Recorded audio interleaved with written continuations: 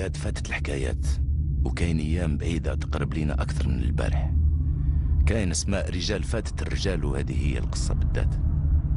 احداثها تبدا في جزائر القرن 19 ومتواصلة لايامنا. هذه القصة تحكي على راجل اسمه عبد القادر، وهذه القصة فيها اكثر من حكايته هو.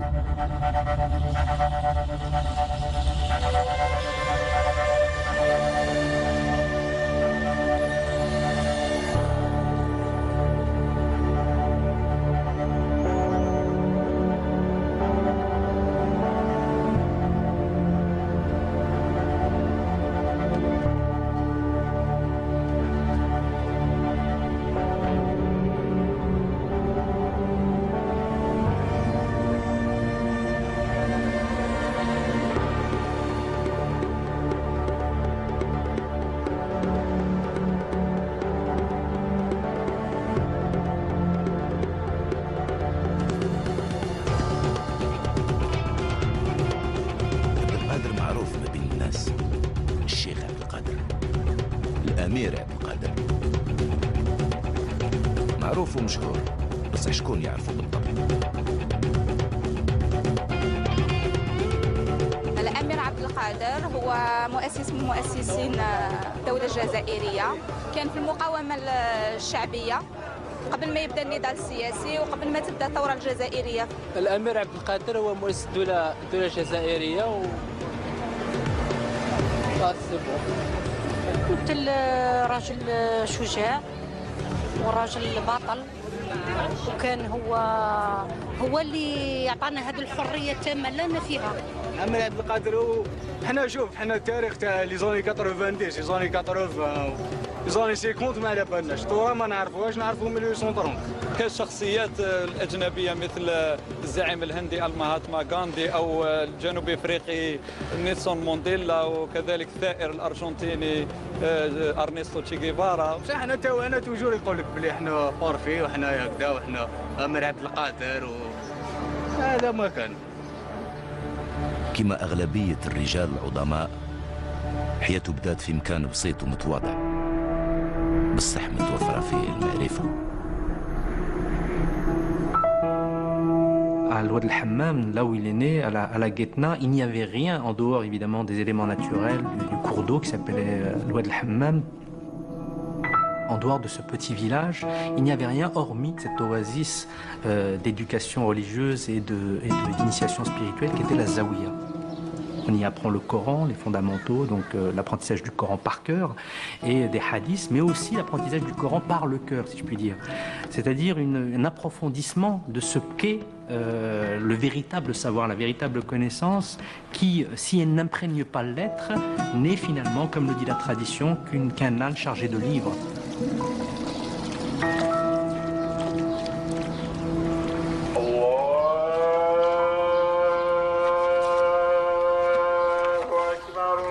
بالإيمان بدات حياة ذاك الراجل، وبين يديه ركز وحمل الإيمان ودعوة شعب كامل.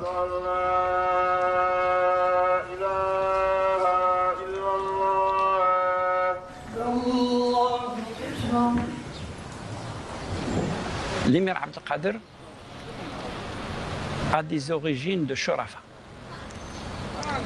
qui remontent évidemment jusqu'au prophète sallallahu alayhi wa sallam. On n'a pas de preuves précises sur la date exacte de sa naissance. On retient 1800 000 de manière générale.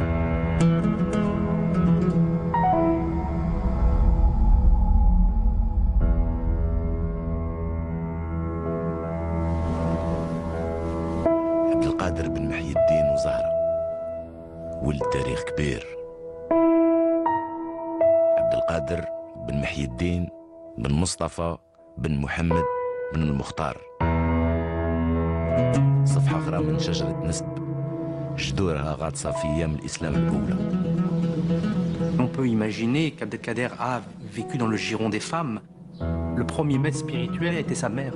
Sa mère faisait partie des rares femmes qui savaient lire et écrire, et on sait le miracle que c'est l'écriture dans une société. On considère le Coran comme étant une incarnation de la parole divine. Le père donc de l'émir Abdelkader, donc Sidi Mahieddine, est un muqaddam, c'est-à-dire un représentant responsable de la grande confrérie, la grande tariqa des Qadiriya. Cette confrérie soufie trouve son origine dans le cheikh Abdelkader el-Jilani vers le XVe siècle.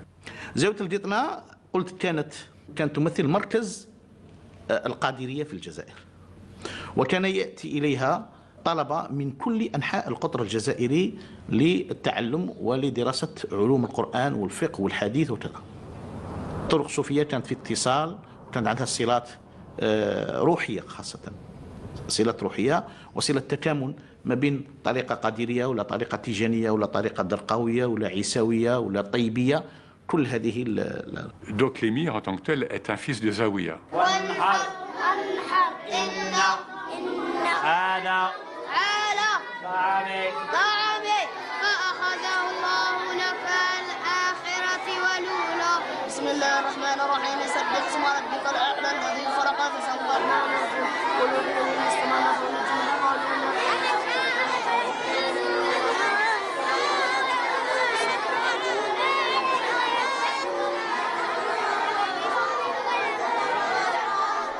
يقولوا بلي هذاك الولد كان يعرف يقرأ وهو في عمره 5 سنين.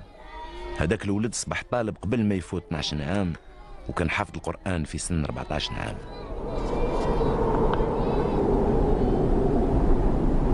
الكتب درست عبد القادر كمال السيرة، بصح تواصل تعليمه بعيد من المكاتب.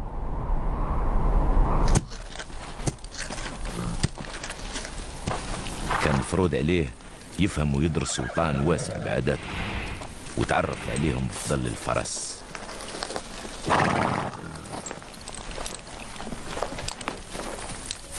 On sait que l'émir Abdelkader était un grand cavalier et on sait qu'il a toujours aimé et écrit sur ce qu'on appelle el-Fourousiya, donc l'art du cheval et l'art de la chevalerie. Indiscutablement, il y a une relation entre le cheval et une certaine élévation mystique.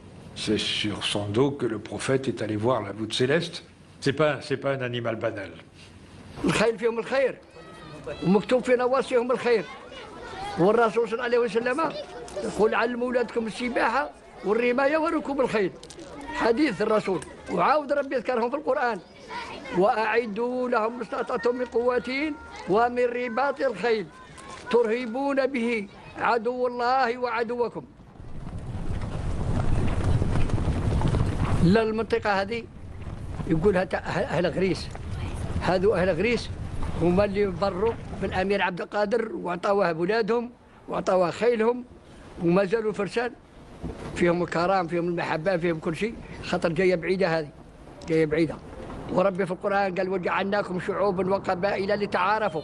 شعوب هذه تعارفت بالعود، فارس هذا ودار محبه ودار معرفه ودار معالقه بين الولايات حتى بين الدول.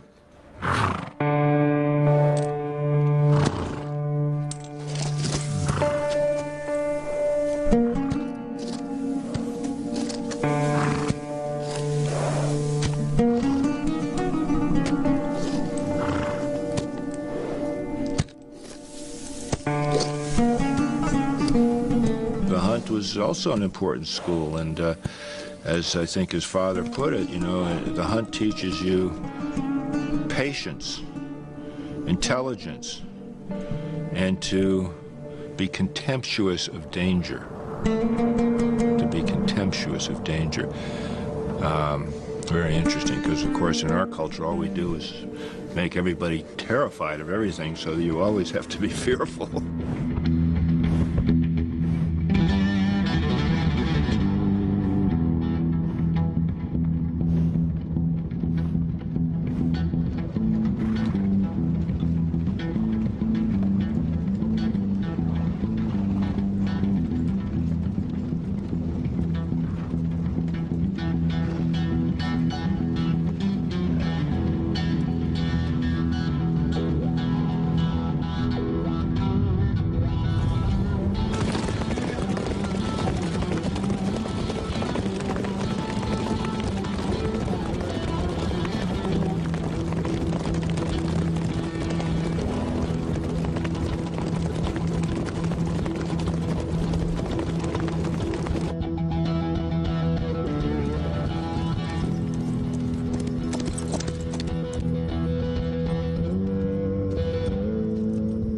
توسع الآفاق والمعرفة. القطنة هي المنبع، والمنبع ما هو الساقية، والساقية ما هي الواد، والواد ما هو البحر. محي الدين اللي كان واعي بهذا الشيء كلف حمد بن طاهر بتربية ولده في أرزيو. من بعد تعمق عبد القادر الشاب في أصول الدين والفلسفة الإغريقية عند الشيخ أحمد بن خوجة الشايع والمعروف في مدينة وهران.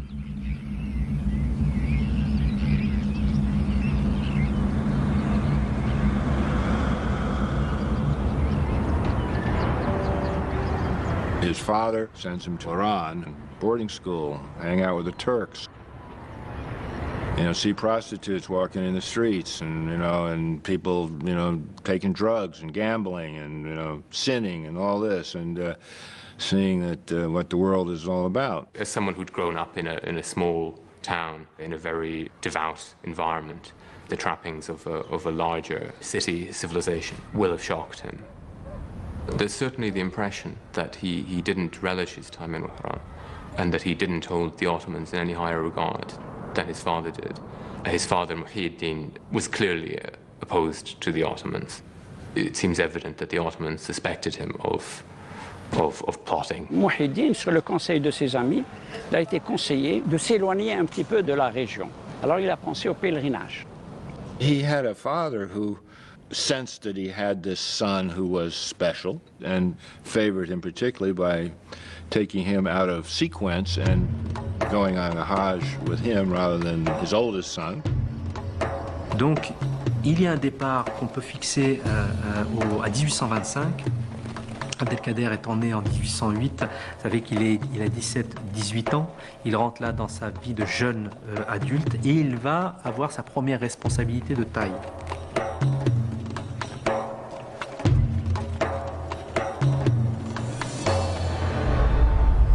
Il faut quand même imaginer le choc que ça peut être à cette époque-là, arriver à la Mecque et voir des Afghans, des Tatars, des Indiens de l'Inde, des Arabes du Yémen, il faut imaginer de l'Afrique noire, avec leur type, leur population, leur nourriture, et ils découvrent ça, c'est-à-dire cette dimension universelle. Et là, encore une fois, il faut imaginer, il part d'un milieu très restreint, et là, il arrive dans cet islam qui va lui montrer qu'effectivement, il y a une dimension universelle de l'islam.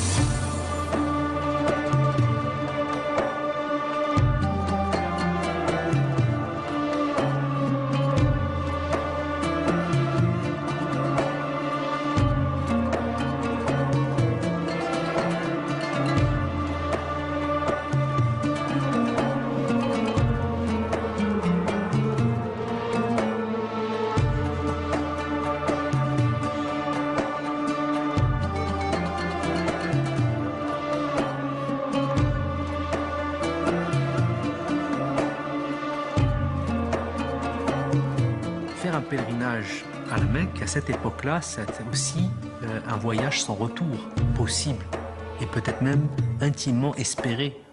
Parce que celui qui meurt sur la route en allant à la Mecque ou celui qui meurt à la Mecque elle-même, c'est la plus belle mort qui puisse arriver. Donc on ne demande pas forcément de revenir d'un tel pèlerinage, et en tout cas si on en revient, c'est d'en revenir meilleur, avec une proximité au divin plus importante, proximité à Dieu plus importante. It was at the same time a way of being out from under Ottoman control and observation, a way of making contacts, which has traditionally always been one of the great functions of the pilgrimage.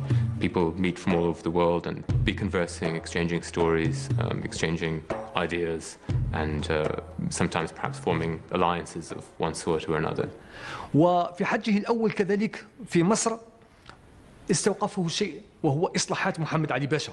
ومحمد علي باشا رغم أنه كان والي عثماني على مصر، يعني تابع للسلطة العثمانية على مصر، إلا أنه أراد أن يستقل بمصر وجعل من مصر دولة حديثة قوية مركزية اقتصاديا وسياسيا وعسكريا وحضاريا وغير ذلك، نظرا للإصلاحات التي قام بها محمد علي باشا. هذه الإصلاحات كلها أعجب بها الأمير عبد القادر. بعد ما حج تزوج عبد القادر بخير. هذا السفر في بعاد روحانيته اداه لأعماق الأوطان العربية ومنه خدا معرفة كبيرة. بصح ما كانش عارف باللي سلسلة أحداث بعيدة عليه كانت رايحة تبدل له المصير حتى الأخير. À cette époque-là, il y a une véritable crise morale, politique en France autour de Charles X. En même temps, pour faire diversion, il n'y avait pas mieux que d'engager un conflit. Donc 1827, on va reprendre des vieux projets, mais de manière opportuniste. ما حدث في 30 أفريل 1827 أن الدوك دوفال الذي كان ممثل للسلطة الفرنسية بالجزائر استعمل الحيل لدفع الداي حسين للغضب. جملة ما قاله للداي حسين لما سأله عن ما مصير الديون التي لم تقدمها فرنسا للجزائر، جوابه كان قاسيا، فغضب الداي حسين وأشار بمروحته إلى الباب ليطرده أخرج. سواء وصلت الضربة إلى دوفال أو لم تصله، فالعملية كانت مقصودة، أي إهانة دوفال أمام الآخرين، وهذا الذي كانت تبحث عليه فرنسا.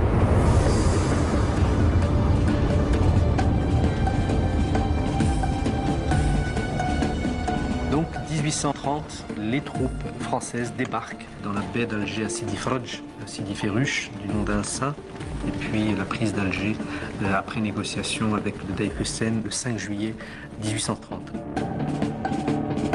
Mais ce qu'il faut savoir, c'est que quand les Français débarquent à Alger, ils savent que c'est pour racheter l'honneur du consul et à travers lui de la France, mais ils ne savent pas beaucoup plus. Et les troupes n'ont pas été préparées. Cette conquête commence très mal. Ça va être un coup d'effroi.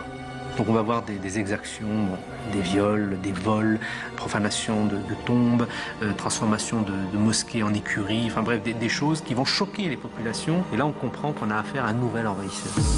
Sauf que entre le départ de la flotte et la prise d'Alger, le pouvoir va chuter en France. Quand Louis-Philippe arrive au pouvoir, il hérite de Charles X d'un fardeau qui est Alger. Ça ne l'aurait pas dérangé de se retirer. En même temps, politiquement, il ne peut pas, parce que ce serait d'une certaine manière reculé. Donc, en attendant, on va placer des garnisons dans les principales villes du littoral. Et c'est au début 31 qu'une garnison française s'installe dans la ville d'Oran. Donc la menace se fait plus proche. طاح بالك الغرب في وهران، ومن تلمسان طلعت ندوة للمغرب بتطالب السلطان عبد الرحمن باش يتوكل الحكم في غياب السلطة. لكن ضغط الفرنسيين حتم عليه الانسحاب. زادت تلمسان ندوة جديدة، بصح هذه المرة كانت متوجهة لراجل متدين ومقدر عند كل قبائل الغرب. Donc on demande à Sidi Mahieddine, donc le Mokaddem de la Zaouïa, donc le père d'Abdelkader, de se mettre à la tête, et lui refuse, mais en proposant une solution. Il dit: je suis trop âgé, je ne peux pas accepter, je vous propose le meilleur de moi-même.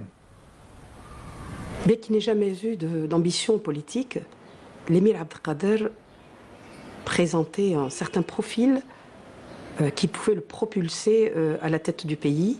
Sa droiture, sa noblesse de lignée, son jeune âge, ses titres de Taleb et de Hafiz, et son courage par lequel il s'était illustré lors d'une des premières batailles qui s'était déroulée dans la ville d'Oran, notamment la bataille de Kharqan-Etah, où il défia les balles de l'ennemi pour recueillir la dépouille de son neveu et lui donner une digne sépulture.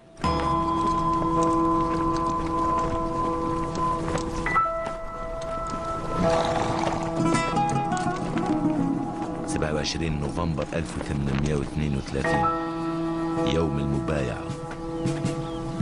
عبد القادر صبح الأمير عبد القادر، الجزائر صبحت الدولة. Cette moubaïa, ce serment d'allégeance, symbolise une tradition prophétique qui remonte à l'an 628, lorsque le prophète de l'islam, que le salut soit sur lui, avait scellé avec ses apôtres le serment d'alliance. Il le faisait sous un arbre qu'on appelait l'arbre de la grâce, Shajarat Ridwan. Donc cette première moubaïa qui est khassa, donc il n'y avait que l'élite, va se poursuivre avec une deuxième Moubaïa dans la grande mosquée de Mascara. C'est une Moubaïa Amma où tout le monde est présent, tous les citoyens de la ville sont présents. البيعة كانت تحل محل ما يسمى اليوم انتخاب، وأكدت على أن إمارة الأمير أو دولة الأمير لها طابع ديمقراطي، طابع الشورى، طابع العدالة الإسلامية. لما بويع الأمير عبد القادر مباشرة بعد بيعته ألقى خطابا قال فيها مضمونها أن الأمير عبد القادر أن الإمارة سعت إليه ولم يكن يجري وراء الإمارة. La Moubaïa, pour lui, ça va vraiment être un passage initiatique. D'autant plus que l'année suivante, son père meurt en 1833 et que là, il sera vraiment seul. Il est face à son destin et au moment où il accepte, il rentre dans l'histoire. دخل الأمير في التاريخ بسبب واجب الحرب وكتب تاريخه بهدف واحد: الدولة اللي رغب يبنيها. الدمار والبني والدمار مرة أخرى، والقتال في الغرب والبني من جديد، والهدنة قريبة للتشييد.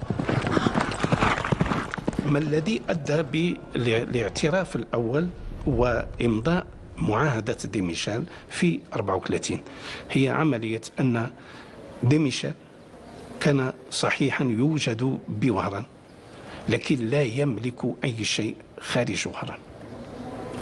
السلطة الفعلية لقوات الأمير عبد القادر في المنطقة كلها.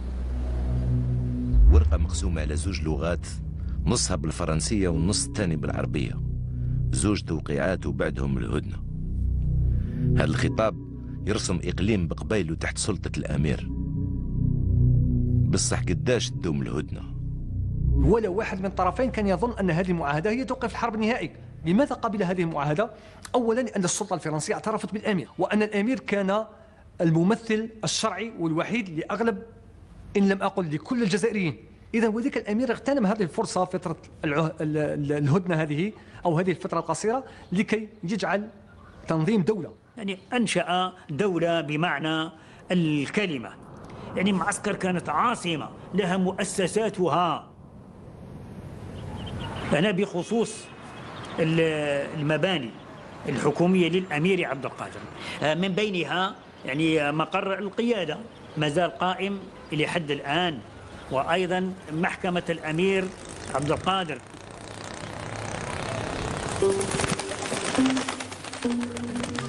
كان النظام قبليا، هو ركز الحكم في سلطة واحدة، كان له مجلس شوري، كان له وزراء، وكان له جيش نظامي وأيضا جيش من المتطوعين. دولة اللي ما عندهاش علماء وما عندهاش مدارس هذه تعتبر دولة يعني منهارة، دولة فاشلة. وكي نقول يعني منظومة تعليمية معناه معلمين، معناه برامج دراسية، معناه مكتبات يؤم إليها الطلبة.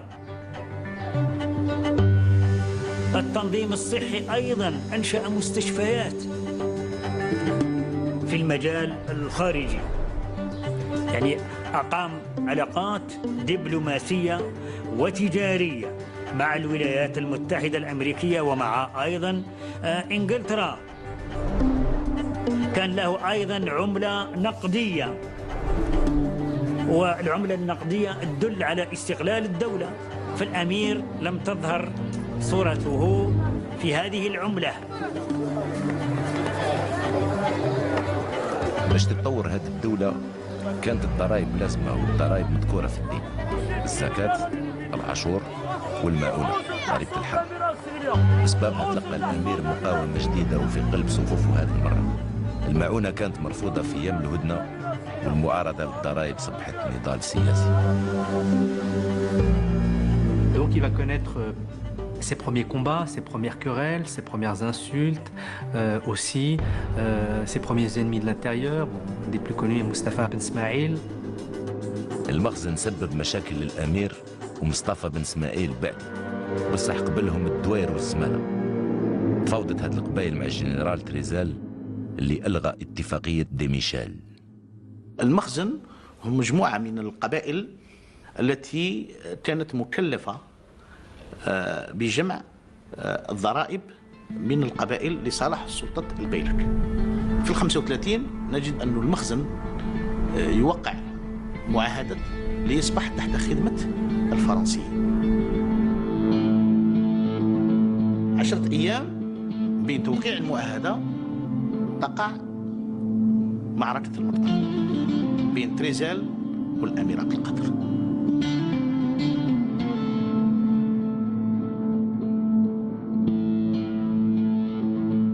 المقطع: نصر الأمير يكلف تريزال منصبه في الجزائر، والنصر يكلف الأمير ثمن غالي. الجنرال كلوزال ومعاه ولد الملك الدوك دورليون توعدوا عليه بالعداوة.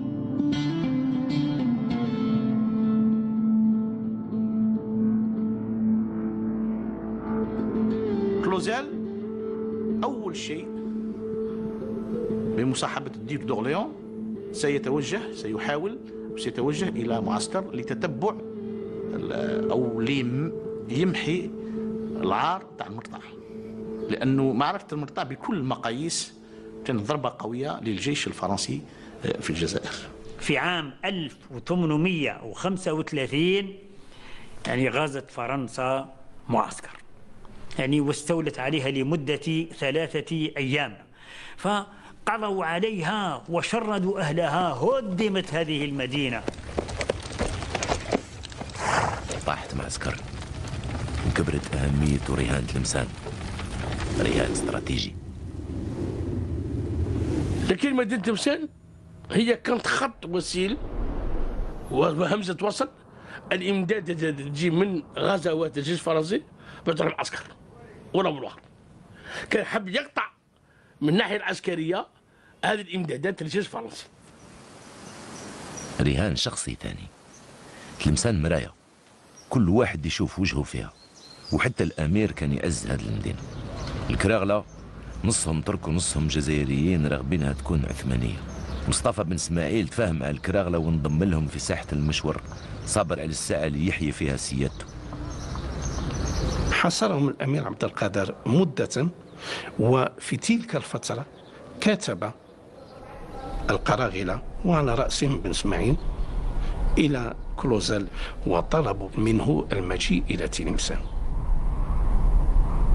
تلمسان صبحت غنيمة الانتصارات والهزائم. انتصار معركة التافنة، هزيمة معركة السكاك اللي انتصر فيها راجل سكندكرة الجزائريين الجنرال بيجو. لكن تلمسان رجعت للأمير، وبيجو عدو البارح والغد طلب هدنة، معاهدة التافنة. Le jour du traité de la Tafna, du 30 mai 1837, les premières paroles de l'émir quand il a rencontré Bugeaud, c'était « Je suis venu prendre Tlemcen ». Et effectivement, il a pu avoir Tlemcen, c'était symbolique.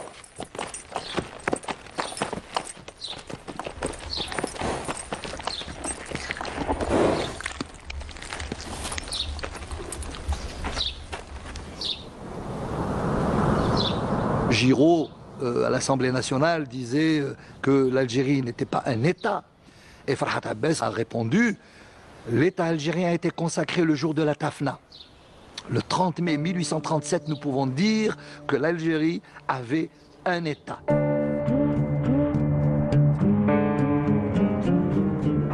هذه المعاهدة أعطت للأمير مدينة تلمسان وأكثر، 30 من البلاد ومسؤولية تنظيم الدولة من جديد. دولة تتركب من 8 خليفات، وخليفات على رؤوسها أولاد الزاويات. كان الأمير متأكد من الرجال كيف تربوا في البساطة والديانة ما يخضعوش لغرور السلطة. وخلفاء يبنيوا مدن جديدة وقلعات، وخلفاء يشيدوا إدارة مركزية.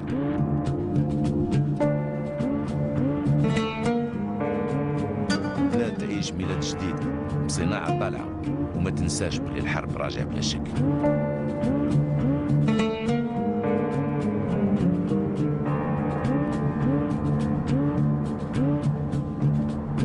بالأخص بلاد تحيي نفسها بعاصمة جديدة. هذه المنطقة تيار التقدمت هذه كانت عاصمة قديمة وهي عاصمة للدولة الرستمية. فهنا لما جاء الأمير عبد القادر صار يحب يبني عاصمة مثل ما بنى الرستميين وزارها في 1837 وشرعها يرمم في منطقة يعني اللي هي اليوم تاقدمت ونقل إليها عاصمته. ولكن مع الأسف هذه كلها مشات يعني فنات، لم تبقى منها الآثار التي يمكن أن نستشفها. في سبتمبر من 1839 استؤنفت القتال. ابن الملك لوي فيليب هو الذي خرق أبواب الحديد بالشرق الجزائري. يعني فرنسا عقدت معاهدة مع الأمير عبد القادر في المنطقة الغربية وفي بعض أجزاء من المنطقة الوسطى، لكنها تفرغت لما ضمنت أن الأمير عبد القادر لا يحاربها، نقلت كل جيوشها وحاربت أحمد باي في الشرق. إذا فرنسا لما قضت على المقاومة في الشرق بدأت تمتد وتمد نفوذها على المناطق الأخرى، وهذا ما جعل المعاهدة تنتقد. À partir de ce moment-là, il y a le parti pris en France d'une domination totale, de la colonisation. Et donc à partir de là, il va se mettre en place en France un soutien qui se fait autour de Bugeaud. Le général Bugeaud, qui est aussi homme politique, qui va venir à la Chambre des représentants expliquer pourquoi il s'en est fini de discuter avec les chefs de la résistance. Il faut écraser toute résistance à notre conquête. Le but n'est pas de courir après les Arabes, ce qui est fort inutile. Il est d'empêcher les Arabes de semer, de récolter, de pâturer, de jouir de leurs champs. Allez tous les ans brûler leurs récoltes, ou bien exterminez-les jusqu'au dernier.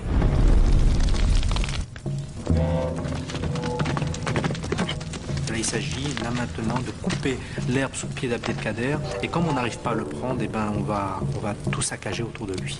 Et donc la nomination de Bugeaud comme gouverneur général de l'Algérie et j'allais dire les pleins pouvoirs.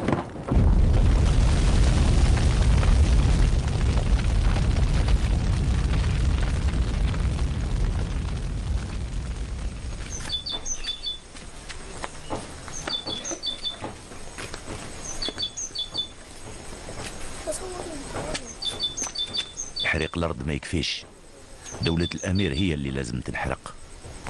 تهدمت تقدمت في ماي 1841 وهكذا فنات عاصمة الأمير الثانية. العاصمة الثالثة كان لازم تكون أقسى من الحجر.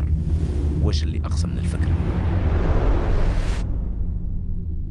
Suite à la chute de plusieurs de ses capitales, pour des raisons militaires assez basiques, le surarmement français, la difficulté pour Abdelkader et ses troupes de tenir des sièges et maintenir ses capitales fixes, Abdelkader va se poser, en tout cas selon Bruno Etienne, une question fondamentale qui est: est-ce qu'il faut encore fonder le pouvoir politique dans la pierre? Et Abdelkader va répondre par la négative, en inventant de toutes pièces, alors selon les témoignages, en pendant des mois en traçant dans le sable des plans possibles pour une nouvelle capitale nomade de l'Algérie. Il va créer donc cette Smala. Ce qu'est la Smala, ou ce que pourrait être la Smala, parce que la question historique n'est pas complètement aboutie. Ce qu'on en sait, c'est que ça a été pendant 2 ans la capitale de l'Algérie, une capitale mobile, faite de tentes, sur une organisation et un plan assez lumineux et compliqué, donc de forme de cercles emboîtés, qui eux-mêmes étaient composés de douars, c'est-à-dire d'ensemble de tentes, qui était une assemblée, en tout cas, de l'ensemble des tribus fédérées par l'émir Abdelkader. Il a imaginé une capitale mouvante, une capitale qui se déplace au gré des combats, qui fuyait l'ennemi en permanence, de pouvoir inventer à son époque une capitale avec son administration, son hôpital, son tribunal, ses écoles, sa bibliothèque. Il y avait 60 000, et on dit jusqu'à 75 000 personnes. Et une fois que le drapeau de l'émir, l'étendard de l'émir était posé, cet endroit devenait le centre du cercle. Chacun, instantanément, savait où était sa place, le point qu'il devait occuper. Il n'y avait pas de meilleur plan pour qu'une information circule très vite sur les 20 km que représentait quand même le diamètre de la Smala. 20 km, pour qu'elle aille d'un point à un autre, il ne pouvait pas y avoir de structure urbaine plus adaptée.